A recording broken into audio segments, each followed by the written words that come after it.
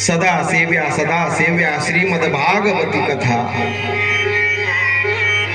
सच्चिदानंद रूपाय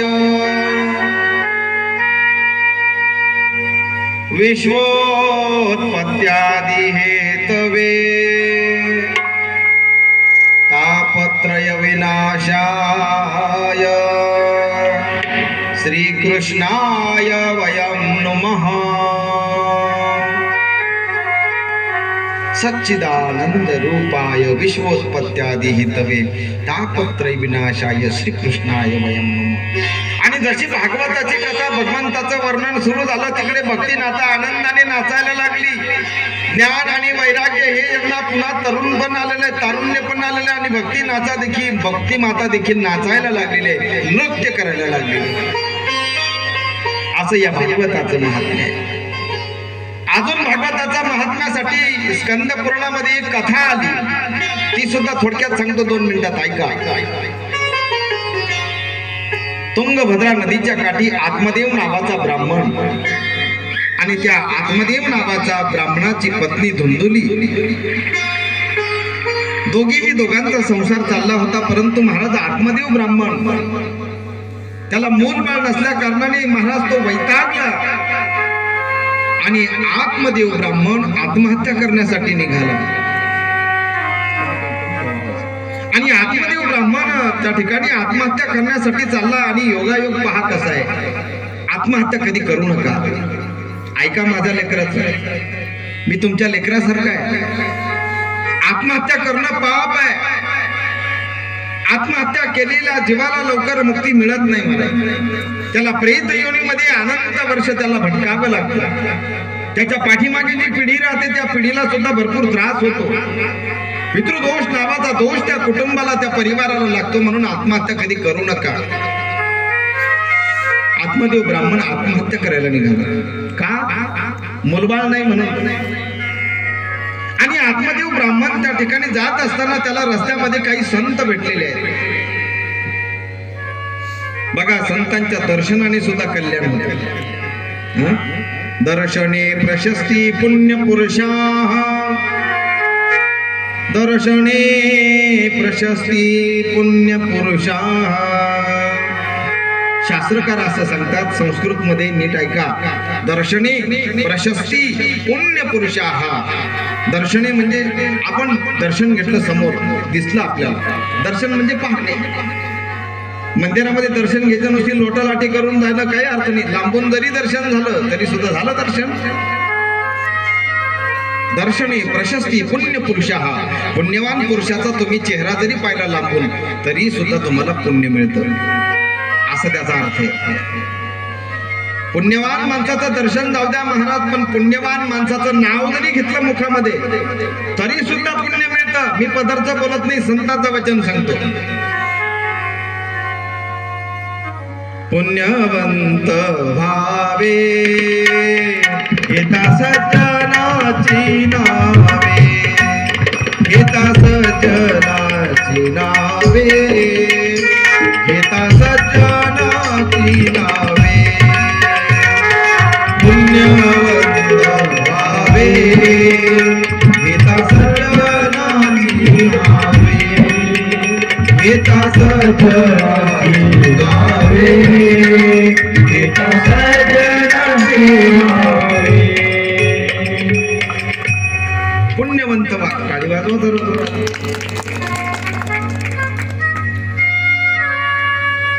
पुण्यवंत व्हावे घेता सज्जनाची नावे। सज्जनाचं नाव जरी घेतलं ना तरी सुद्धा पुण्य मिळतं। म्हणून सज्जनाला कधी शिवी देऊ नका, सज्जनाबद्दल कधी वाईट अभद्र बोलू नका, व्यर्थ आपली वाचा शिनवू नका। आपली वाचेने कधी कुणाची निंदा करू नये। निंदा मत करना किसकी, तुकडोजी महाराज म्हणतात, निंदा मत करना किसकी। आपल्याला कथा पाहिजे पुढं, नाहीतर आपण अजून भजन घेतलं असतं। कुणाची निंदा कधी करू नका महाराज। या जिभेने जेवढं चांगलं बोलता येईल तेवढं बोला। आत्मदेव ब्राह्मणाला ते सज्जन भेटतात, म्हणजे संत भेटतात, त्या संतांची सेवा करतात आणि संत आशीर्वाद देतात. संत म्हणतात, आत्मदेवा तू आत्महत्या करायला चाललास. अरे फार भाग्याने हा मानवाचा देह मिळालेला आहे आणि आता आता आत्महत्या करतो. आत्महत्या करू नये बाळा. कशासाठी आत्महत्या करतोय? साधू महाराज, मेरे जीवन में पुत्र संतान नहीं है, इसलिए मैं दुखी हूँ. माझ्या जीवनामध्ये पुत्र प्राप्ती नाहीये, मला मूलबाळ नाहीये म्हणून मी दुःखी आहे.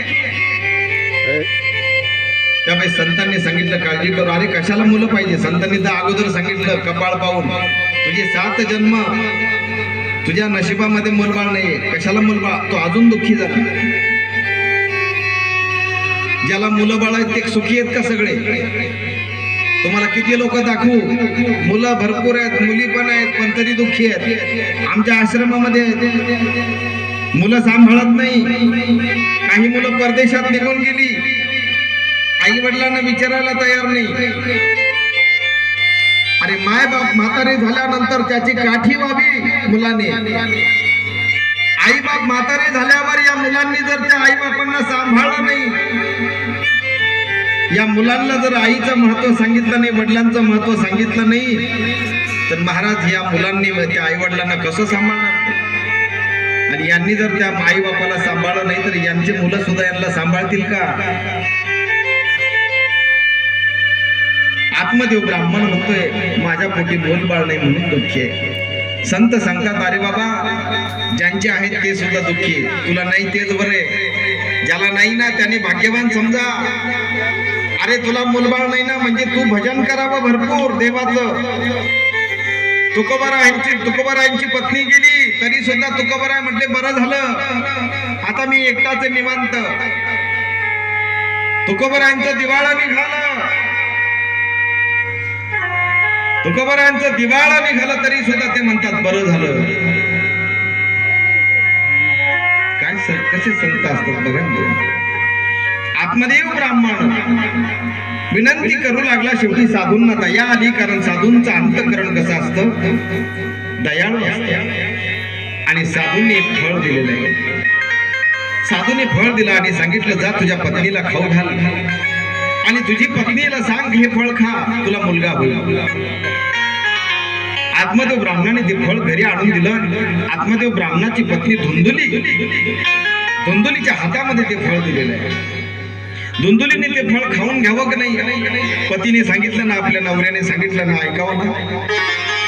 काही माता हे समजून जी कोणी माता माऊली वाटते ना महाराज, भगवान परमात्मा तिचा बेडा पार केल्याशिवाय राहत नाही. भगवान परमात्म्याला ती प्रिय झाल्याशिवाय राहत नाही. ज्यांना कळलं त्यांनी टाळ्या वाजल्या, बाकीच्या नुसत्या पाहता डोळे फाडून माझ्याकडे, जसा कधी बाबा पाहिलाच नाही तुम्ही. लोक आमच्या माळा पाहत बसतात, शाल पाहतात, हे काय पाहता, हे सोंग आहे. आमच्या नुसत्या कपड्यावर याच्यावर काय जातं, हा आमचा धंदा आहे, हे करावं लागतं आम्हाला. तसं मी असं बोललं तुम्हाला बरं वाटतं? मी काय बोलतो त्याच्याकडे लक्ष ठेवा. आत्मदेव ब्राह्मणाच्या पत्नीने नाही ऐकलं आत्मदेवाचं. हे फळ घेतलं आणि तिने सगळा बचत गट बोलवला, सगळा गावातला. तुमच्याकडे आहे का बचत गट? आहे ना? मीटिंग कधी राहते? उद्या परवा मला पण बोलवा मीटिंग. सगळा बचत गट बोलावला आणि सगळ्या बचत गटाने सांगितलं, त्या बाईने तिने फळ दाखवलं, म्हटले माझ्या नवऱ्याने फळ घेऊन आले. नवरा म्हणतो का हे फळ खाईले तुले पोरगा होईल. एक बाई म्हणते अरे वेडी का खोडी, आजे फळं खाल्ल्याने पुढं पोरं होतं का? आजे फळं खाल्ल्याने जर पोरं झाले असते तर आपल्या जंगलात किती फळ आहे, काही कमी का आपल्या गडचिरोलीच्या जंगलामध्ये? कितीतरी फळ आहेत. म्हणे हे फळ खाईन एखाद्या साधूने दिलेला असेल, तुला गोमाशी बनवून टाकील, तुला माशी बिशी बनवून टाकील, म्हणे तुला कुत्री बनवतील आणि हिंडवतील त्यांच्या माग. कोणी काही देईल, काही खाते का? सगळ्या बायांनी दिलं कान भरून. तिने ते फळ घेतलं, दिलं उकिरड्यावर टाकून. दिलं तिने शनकुरात टाकून ते फळ त्यांच्याच घरच्या गायीने खाल्लं महाराज. ते फळ त्यांच्याच घरच्या गायीने खाल्लं. साधूने दिलेला प्रसाद होता. गाईलाही दिवस गेले आणि हिने नवऱ्याला खोटं सांगितलं, म्हटले मी फळ खाल्लं. पण हिच्या बहिणीला भरपूर पोरं होते. हिची बहीण म्हणे बरं झालं तू फळ खाल्लं नाही, गरोदर कशाला राहती, गरोदर राहिल्यावर कितीतरी त्रास राहतो. आणि बाळंतपणामध्ये बाळ अंतपण, एक बाळाचा अंत होतो नाहीतर तिचा तरी अंत होतो. ही म्हटले नको गो बाई, ती गरोदरपणा नको, ती मुलंही नको. तिची बहीण म्हणे काळजी कशाला करते हो माय, मी देते ना तुला एक पोरगा, तू फक्त नाटक कर गर्भारपणाचं. तिने पोटाला चिंद बांधले महाराज, पोटाला कपडे बांधले आणि खोटं खोटं नाटक केलं. आणि बरोबर महाराज ती तिकडे माहेरला निघून गेले. तिने नाटक केलं. बरोबर साधूचा प्रसाद होता. बरोबर 9 महिन्यानंतर त्या गाईला देखील काय झाला, पुत्र झाला. गाईच्या याच्याप्रमाणे तिचे दिवस घेतले आणि इकडे हिला सुद्धा काय झाला, पुत्र झाला. असं नाटक केलं पण पुत्र झाला कुणाला, तिच्या बहिणीला. बहिणीचं पोरग घेतलं आणि इकडं आली. आत्मदेव ब्राह्मणाला सांगितलं बघा मला मुलगा झाला. मग त्याचं नाव ठेवलं धुंदुकारी. काय नाव ठेवलं, काय नाव ठेवलं, मोठ्याने मोठ्याने काय नाव ठेवलं, धुंदुकारी. धुंदुकारी. बरोबर.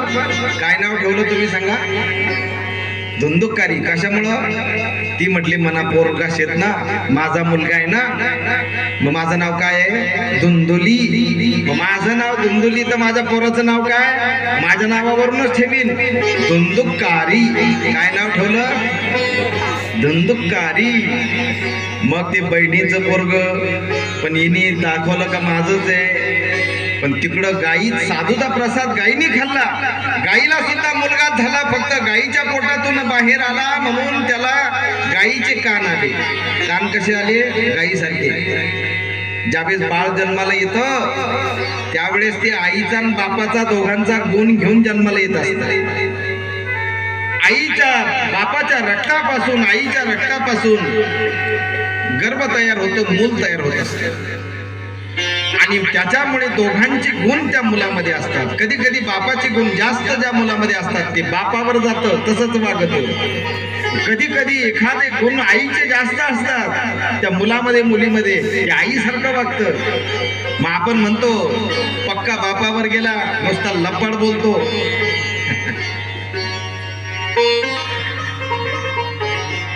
कधी कधी त्या मुलीला म्हणावं लागतं पक्की तुझ्या आईवर गेली, ती सुद्धा सारखी सकाळी उठलं तर नुसती बडबड बडबड बडबड बडबड बडबड बडबड बडबड.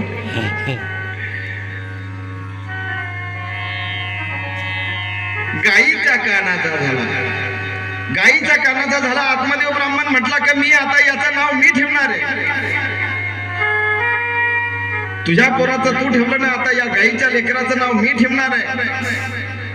मग गाईचा लेकरू म्हणून त्याचे कान गाईसारखे होते म्हणून आत्मदेव ब्राह्मणाने त्याचं नाव ठेवलं गोकर्ण. कर्ण म्हणजे कान, गो गाईच्या कानाचा. असा कोण, गोकर्ण. पण गोकर्ण लहानपणापासून हुशार होता. दररोज देवदर्शन घ्यायचा, देवपूजा करायचा, महादेवाला पाणी टाकायचं, देवाची भक्ती करायचा. पण धुंदुकारी मात्र लई लाडका होता.